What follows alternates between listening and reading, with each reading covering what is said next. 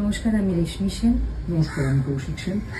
আমি রেশমি রিদ্ধি। আমরা আজকে সকালে রাহুলের বাড়িতে গিয়েছিলাম। আমরা গতকাল যাইনি, আমি কলকাতাতে ছিলাম না।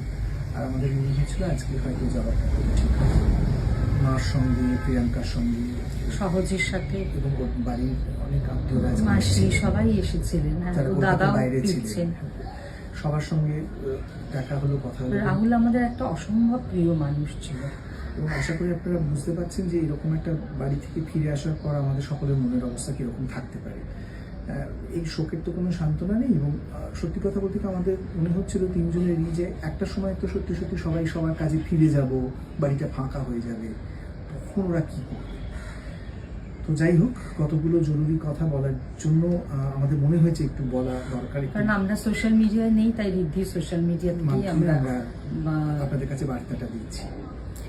এই যে রাহুলের মৃত্যু নিয়ে এত রকমের প্রশ্ন হচ্ছে, এত রকমের অসঙ্গতি দেখা দিচ্ছে, মানে প্রত্যেক মানুষের ভার্সন আলাদা আলাদা আলাদা আলাদা। সেইটা কেন, মানে সেইটার একটা পূর্ণাঙ্গ তদন্ত আমরা চাই। আমাদের থেকেও ইম্পর্টেন্ট হচ্ছে রাহুলের মা যেন জানতে পারেন যে তার ছেলে কেন চলে গেল, কি কি ঘটনা ঘটেছিল, তার ছেলে কি সত্যিই শুটিং করছিল নাকি করছিল না, নাকি সে নিজেই চলে গেছিল। এবং যে চলে গেছে সেই রাহুলের মুখেই অনেক বার্তা বসিয়ে দেওয়া হচ্ছে যে রাহুল এটা বলেছিল, রাহুল এটা চেয়েছিল, রাহুল এটা করতে চেয়েছিল। বিশ্বাস করুন, আপনারা যদি ওর মাকে দেখতেন, সত্যি বাড়িটা যখন খালি হয়ে যাবে বা না খালি হবে, যখন থাকবে, প্রতিটা জায়গায় রাহুলের ছবি, রাহুলের লেখা, তো তার মা জানতেই পারবে না যে কেন আমার ছেলেটা চলে গেল। আমরা ধরে নিচ্ছি দুর্ঘটনা, কিন্তু দুর্ঘটনা এত অসঙ্গতি কেন, তার তো ওটা দায় নিতে হবে কাউকে। আর আরেকটা হচ্ছে যে আপনারা যারা রাহুলকে অভিনেতা হিসেবে পছন্দ করেন, আপনারা সবাই লিখছেন বিভিন্ন জায়গায়, বলছেন ওর লেখা, ওর পড়াশোনা, ওর মেধা, ওর থিয়েটার করা, ওর সিনেমা সিরিজ করা, তাহলে আমরা খুব চট করে সবটা আজকাল ভুলে যাই। দেখুন, সামনে ভোট আসছে, আমরা অনেক কিছু ব্যক্তিগত জীবন আছে মানুষের সবটা ভুলিয়ে যাবে। কিছুতে দেখবেন 3 দিন বাদে আর রাহুল কি হয়েছিল, কি অসঙ্গতি হয়েছিল, সেটা আর কি কেউ প্রশ্নটা হয়তো আর কারোর মাথাতেই থাকবে না। তাই আমাদের শুধু বলার, আমরা শিল্পী হিসেবেও আমরা জানতে চাই, কারণ আমরা তো একই প্রফেশনে আছি। এবং আপনারা জানেন যে আমাদের একটা অর্গানাইজেশন আছে আর্টিস্ট ফোরাম, সে আর্টিস্ট ফোরামও দায়িত্ব এড়াতে পারে না। আর্টিস্ট ফোরাম, এবং আমরাও দায়িত্ব এড়াতে পারি না, কারণ আমরাই তো আর্টিস্ট ফোরাম। হ্যাঁ, মানে আমরাই তো আর্টিস্ট ফোরামের সদস্য। ফলে এমন কোনো কাউকে আমরা দোষারোপ করছি না, কারণ আমরাই তো আর্টিস্ট ফোরামের সদস্য। এটা তো আমাদের নিজেদের নিরাপত্তার জন্যই করতে হবে। এবং রাহুলের কেন এরকম হলে এটা আর্টিস্ট ফোরামেরও দায়িত্ব খুঁজে বার করা। ঠিক যেভাবে আপনারা জানেন যে টেকনিশিয়ানসদের একটা চমৎকার সংগঠন আছে ফেডারেশন, সেই ফেডারেশনের আন্ডারে যে টেকনিশিয়ানরা, তারাও তো সেদিনকে গিয়েছিলেন। তো আমি অনেকেই বলছেন যে আমাদের টেকনিশিয়ান ভাইরা নাকি ঝাঁপিয়ে পড়েছিল, কিন্তু তারাও তো সাঁতার নাও জানতে পারতো, বা তারাও তো ওখানে নিরাপত্তা কি আছে, এই প্রশ্ন কি ফেডারেশনের সঙ্গে এই আলাপটা কি, বা এই কথোপকথনটা কি ফেডারেশনের সঙ্গে তার টেকনিশিয়ানদের হয়েছে, বা আর্টিস্ট ফোরামের সঙ্গে তার আর্টিস্টদের হয়েছে, যে এরকম যদি কখনো কোনো সিচুয়েশনের মধ্যে আর্টিস্টরা পড়েন অথবা টেকনিশিয়ানরা পড়েন, তাহলে তাদের নিরাপত্তার ব্যবস্থা কি? আদৌ কোনো নিরাপত্তা ব্যবস্থা প্রোডাকশন হাউসগুলো রাখে যখন এই ধরনের কোনো রিস্কি সিনস বা শর্টস হয়?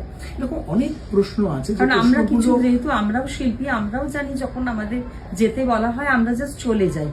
আমাদের দিক থেকেও উচিত নয়, কারণ আমরাও জানতে চাই না যে আমরা যে এখানে যাব, পাহাড়, সমুদ্র, হোয়াটেভার, সেখানে গিয়ে আমাদের কি নিরাপত্তা। টেকনিশিয়ান ভাই বোনেরাও জানতে চায় না যে তাদেরও বা কি নিরাপত্তা। ফলে মানে রাহুলের মৃত্যু একটা অনেকগুলো প্রশ্নের সামনে আমাদের দাঁড় করিয়ে দিল। ফলে এটা আপনারাও ভুলবেন না, আমরাও ভুলবো না। আর এই প্রশ্নের উত্তরগুলো আমাদের দরকার। আর পরিশেষে যেটা আমার মনে হয়, যেটা আমার বলার, সেটা হচ্ছে যে সেটা সঙ্গে অবশ্যই রাজনীতি জড়িয়ে। কারণ আমরা যা যা করি, যা যা বলি, সবটাই রাজনীতি। এবং কিছু মানুষ আছে যারা এই রাজনীতিটাকে কোনোভাবে ঢাকাচাপা দিতেও চান না।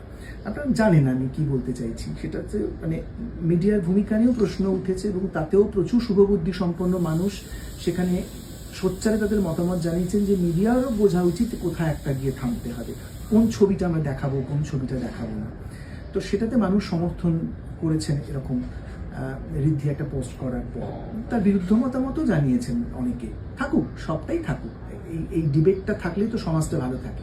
কিন্তু যেটা নিয়ে কোনো ডিবেট থাকতে পারে না সেটা হচ্ছে যে কিছু মানুষ যারা একেবারে নিজেদেরকে বিজেপি আরএসএস বলে ঘোষণা করছে, হিন্দুত্ববাদী বলে ঘোষণা করছে, লজ্জা পাচ্ছে না একদম।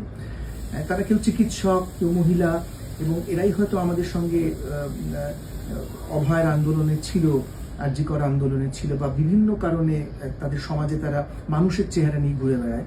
তারা রাহুলের মৃত ছবিটার সাথে উল্লাস প্রকাশ করেছে এবং তারা নিজেদেরকে ঘোষণা করেছে তারা এই মতবাদে বিশ্বাস করে যে এই ধরনের বামপন্থী মনোভাবাপন্ন যারা, তাদের এরকমটাই হওয়া উচিত।